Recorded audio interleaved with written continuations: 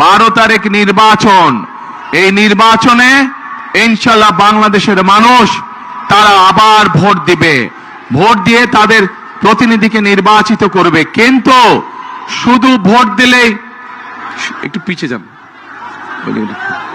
কিন্তু শুধু ভোট দিলে চলবে না, আমাদেরকে এই নির্বাচনটাকে দেশ গঠনের নির্বাচন হিসেবে চিন্তা করতে হবে। দেশকে আমাদের গড়ে তুলতে হবে। কেন? কারণ এই দেশ যদি আমরা গড়ে তুলতে না পারি তাহলে আমরা কোথায় যাব? আমাদের যাবার জায়গা আছে কোনো? আমাদের প্রথম ঠিকানা বাংলাদেশ, শেষ ঠিকানা বাংলাদেশ। এখন প্রিয় ভাই বোনেরা, এই এলাকার মানুষের কর্মসংস্থান দরকার। এই এলাকায় যে ইপিজেড আছে, আমরা এই ইপিজেডটাকে আরো বড় করতে চাই, আরো কলকারখানা এখানে তৈরি করতে চাই, যাতে এই এলাকার মানুষের কর্মসংস্থানের ব্যবস্থা হয়। প্রিয় ভাই বোনেরা, শুধু তাই নয়, আমাদের ছেলে মেয়েদেরকে তাদেরকে আমরা ট্রেনিং দিতে চাই এবং সেই জন্য এই এলাকায় আমরা বিভিন্ন প্রশিক্ষণ কেন্দ্র তৈরি করতে চাই, যেখানে এই এলাকার ছেলেমেয়েরা, নীলফামারী বলেন, সৈয়দপুর বলেন, কিশোরগঞ্জ বলেন, এলাকার ছেলেমেয়েরা বিভিন্ন বিষয়ে ট্রেনিং গ্রহণ করবে এবং দক্ষ শ্রমিকে তারা পরিণত হবে, যাতে করে হয় তারা নিজেদের ব্যবসা বাণিজ্য তৈরি করতে পারে অথবা বিদেশে চাকরি বাকরির ব্যবস্থা করতে পারে, চাকরি বাকরি যাতে সহজ হয়। এখন প্রিয় ভাই বোনেরা, শুধু তাই নয়, নিশ্চয়ই আপনারা শুনেছেন যে 12 তারিখের নির্বাচনে ইনশাআল্লাহ বিএনপি সরকার গঠন করলে, ধানের শীষ জয়যুক্ত হলে আমরা এই দেশের মা বোনদেরকে, এই দেশের গৃহিণীদেরকে আমরা অর্থনৈতিকভাবে স্বাবলম্বী করে তুলতে চাই। কিভাবে?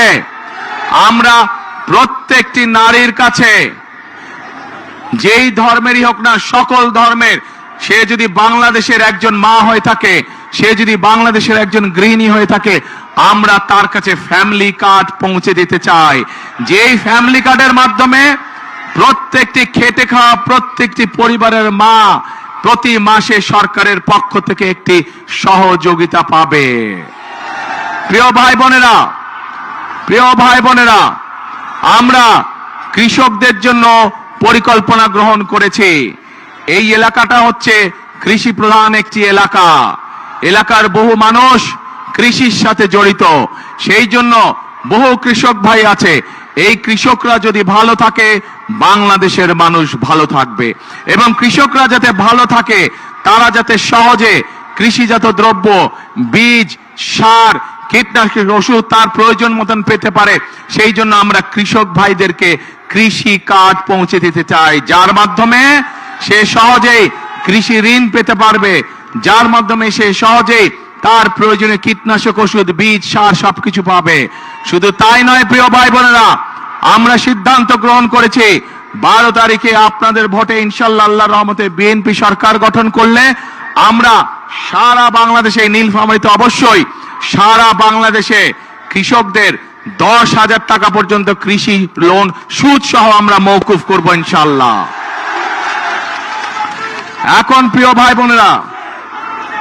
বোনেরা, আমরা সিদ্ধান্ত গ্রহণ করেছি যে আমরা আমাদের এই সমাজে এক শ্রেণীর মানুষ আছে যাদের অবদান আমাদের জন্ম থেকে মৃত্যু পর্যন্ত। এই মানুষগুলো কারা? এই মানুষগুলো হচ্ছে আমাদের মসজিদ মাদ্রাসার ইমাম সাহেব, খতিব সাহেব, মুয়াজ্জিম সাহেব সহ অন্য ধর্মের যারা ধর্মগুরু আছেন, সেই মানুষগুলো যারা আমাদেরকে বিভিন্ন সময় আমাদের চলার পথে, জীবনে চলার পথে আমাদেরকে বিভিন্ন সময় ভালো ভালো পরামর্শ দেন। এই মানুষগুলো অনেকেই অনেক মানবতর জীবন যাপন করেন। ইনশাআল্লাহ বিএনপি সরকার গঠন করলে পরে, 12 তারিখে ধানের শীষ বিজয় হলে পরে, আমরা এইসব ধর্মীয় মানুষ যারা আছেন তাদেরকে আমরা সরকারের পক্ষ থেকে সম্মানের ব্যবস্থা করতে চাই, যাতে করে তারা একটি সম্মানজনক জীবন যাপন করতে পারেন।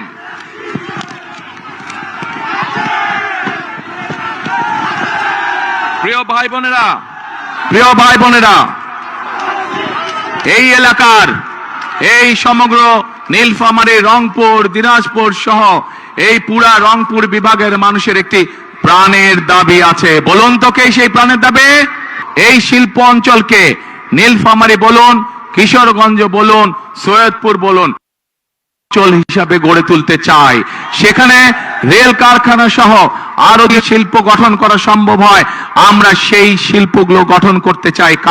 কারণ এই এলাকা মানুষ কৃষি নির্ভর, কিন্তু শুধু কৃষি নির্ভর না, এই এলাকার মানুষের সাথে কর্মসংস্থানের সমস্যা না হয়, সহজে যাতে কর্মসংস্থানের ব্যবস্থা করা যায়, সেই জন্য আমরা এই এলাকাকে আমরা শিল্প অঞ্চল হিসেবেও গড়ে তুলতে চাই। আগামী দিনে যাতে কেউ বলতে না পারে এই নীলফামারী অঞ্চল বলেন, কিশোরগঞ্জ জেলা বলেন, অথবা সৈয়দপুর বলেন, দিনাজপুর বলেন, অবহেলিত এলাকা, এই দুর্নাম আমরা ঘুচাতে চাই। এই এলাকায় স্কুল, কলেজ, রাস্তাঘাট আমরা তৈরি করতে চাই যাতে মানুষের চলাফেরার জন্য সুবিধা হয়। মেডিকেল কলেজ তৈরি করতে চাই।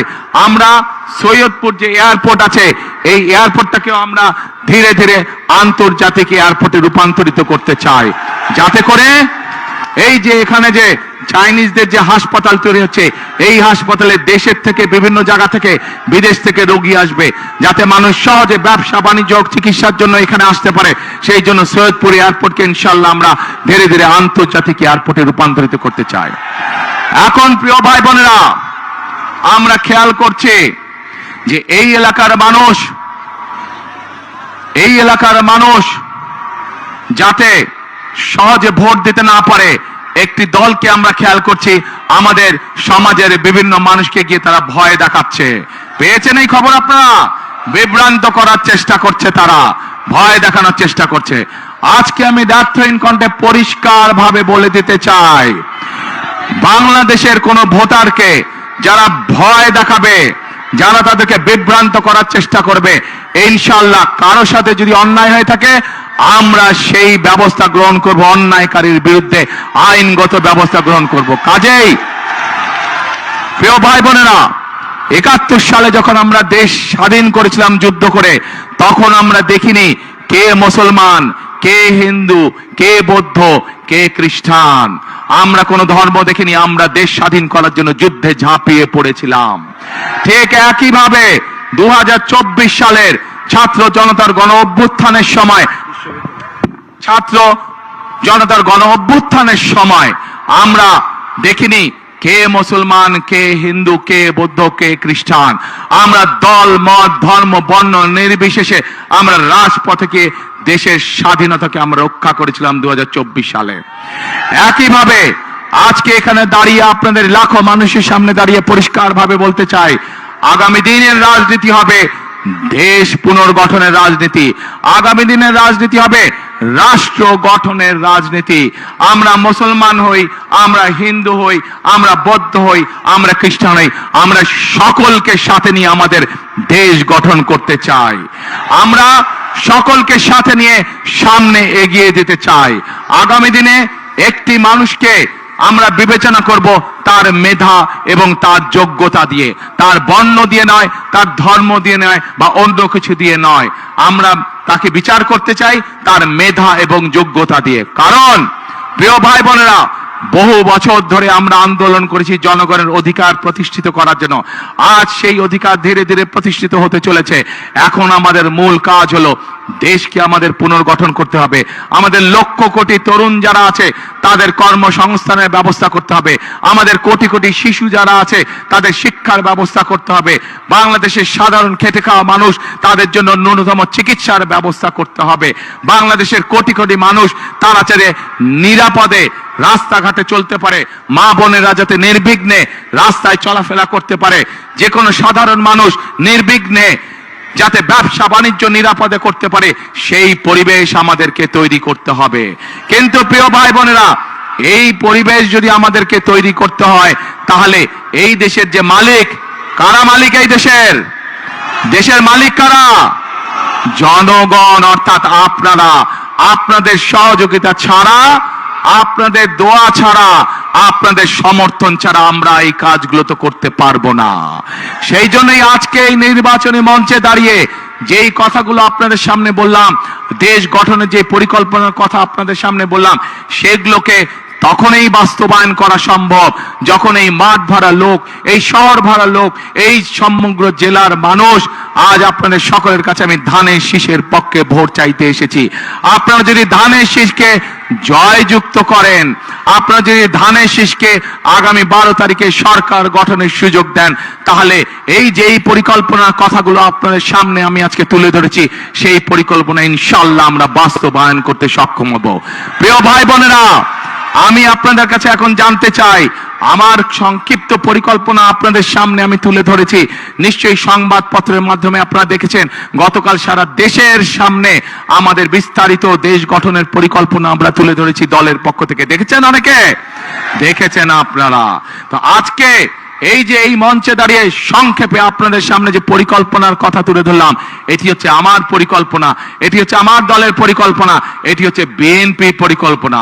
প্রিয় ভাই বোনেরা, প্রিয় ভাই বোনেরা, এখন আমি আপনাদের কাছে জানতে চাই, আমার পরিকল্পনা তো আপনাদেরকে তুলে ধরলাম, আপনাদের পরিকল্পনাটা কি? কি ভাই, আপনাদের পরিকল্পনা কি? ধানের শীষ। ওই যে দূরে ভাই বোনেরা, আপনাদের পরিকল্পনা কে? ধানের শীষ। আলহামদুলিল্লাহ। ওই যে সামনে দিকে পেছনে আপনাদের পরিকল্পনা কে? ধানের শীষ। এইদিকে মা বোনরা সব ভাইরা আছে, পরিকল্পনা কে? ধানের শীষ ইনশাআল্লাহ। প্রিয় ভাই বোনেরা, নিশ্চয়ই অনেকের মনে আছে যে এর আগে যখন আমি দেশে ছিলাম, বিদেশ চলে যেতে যখন বাধ্য হয়েছিলাম, এই সময় শীতের সময় আমি এসেছি। শীতের সময় দুস্থ মানুষের মধ্যে আমি, দুস্থ অসহায় নারীদের মাঝে আমরা কম্বল, গরম কাপড় বিতরণ করেছিলাম। তারপরে বহু বছর আসার সুযোগ পাইনি। আজকে আল্লাহর রহমতে আলহামদুলিল্লাহ বহু বছর পরে আবার নীলফামারীর মাটিতে আপনাদের সামনে উপস্থিত হতে পেরেছি। আজ আপনাদের সামনে উপস্থিত হয়েছি দেশ গঠনের পরিকল্পনা নিয়ে। আজ আপনাদের সামনে উপস্থিত হয়েছি দেশ গঠনের শপথ নিয়ে। আজ আপনাদের সাথে উপস্থিত হয়েছি কাঁধে কাঁধ মিলিয়ে আমাদের এই প্রিয় মাতৃভূমি বাংলাদেশকে গড়ে তোলার জন্য।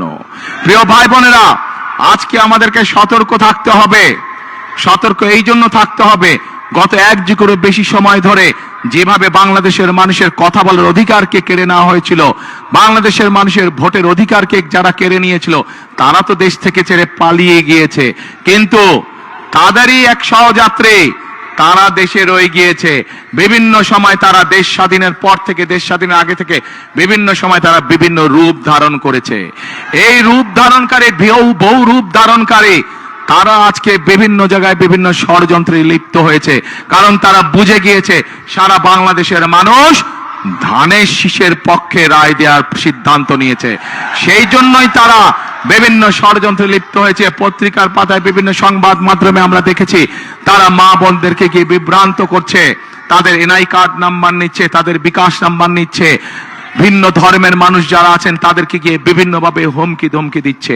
পরিষ্কার ভাবে বলে দিতে চাই, একটু আগে যেভাবে বলেছি 71 সালে আমরা সকল ভাই বোন, সকল ধর্মের ভাই বোনেরা ঐক্যবদ্ধ থেকে দেশকে স্বাধীন করেছি। 2024 সালের গণ অভ্যুত্থানে আমরা সকল ধর্মের ভাই বোনেরা ঐক্যবদ্ধ থেকে স্বাধীনতাকে রক্ষা করেছি। ইনশাআল্লাহ আমরা সকল ধর্মের ভাই বোনেরা ঐক্যবদ্ধ ভাবে এই 12 তারিখের নির্বাচনে যারা ষড়যন্ত্র করবে তাদেরকে আমরা দাঁত ভাঙা জবাব দেব ইনশাআল্লাহ। প্রিয় ভাই বোনেরা, সামনে লক্ষ্য, সামনে উদ্দেশ্য একটাই।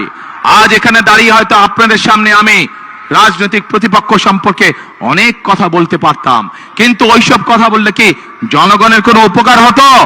মানুষের উপকার হতো? মানুষ জানতে চায়, মানুষ জানতে চায় যে কোন রাজনৈতিক দল তাদের জন্য কি করবে, দেশ গঠনে কি কাজ করবে, মানুষের জীবন যাত্রা পরিবর্তনের জন্য কি কাজ করবে, মানুষ এটাই জানতে চায়।